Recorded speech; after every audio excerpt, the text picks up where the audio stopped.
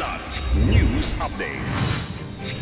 Mga balita ngayon, crew members ng Navy FAIC-M BRP Tomas Campo at BRP Albert Mahini sumasailalim sa operation at maintenance training ng NLAWS missile system. Sunog sa warehouse sa San Pedro, Laguna, nagdulot ng oil spill sa kalapit na ilo.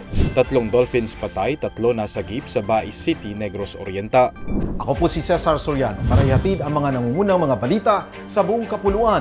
Ngayon, Kasalukuyang sumasailalim sa pagsasanay para sa operasyon at pagpapanatili ng non-line of sight o NLAWS missile system ang crew members ng Philippine Navy Fast Attack Interdictor Craft Missile o FAIC-M na BRP Tomas Campo o PG-908 at ang soon-to-be commissioned BRP Albert Mahini o PG-90 na. Ang pagsasanay ay ginagawa ng mga eksperto mula sa Rafael Advanced Defense System Limited ng Israel na nagsimula noong Enero 20 at magtatagal hanggang Pebrero 7, 2025. Kabilang sa mga kalahok sa programa ang 6 na tauhan mula sa bawat barko, kabilang ang Commanding Officer, Executive Officer at Weapons Officer. Ang layunin ng pagsasanay ay magbigay ng malalim na kaalaman at praktikal na kasanayan sa pag-operate ng NLAWS missile system.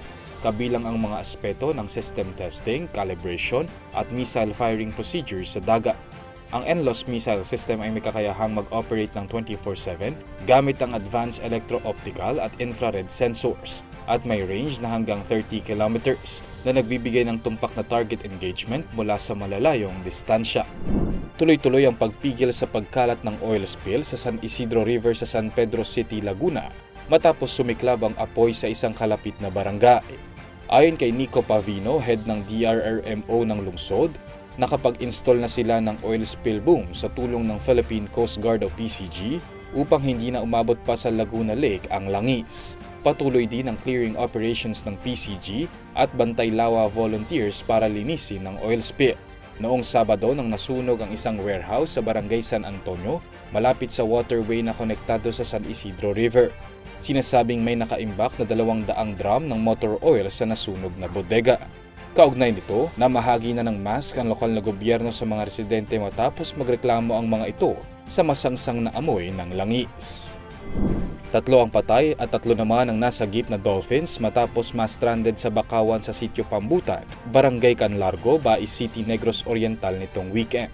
2 patay na dolphins ang nakita linggo ng umaga, parehong babae na may sukat na 260 na sentimetro at may bigat na 75 at 111 kilo. Ang ikatlong dolphin ay hindi pa nare-retrieve dahil sa mataas na tubig at masamang panahon.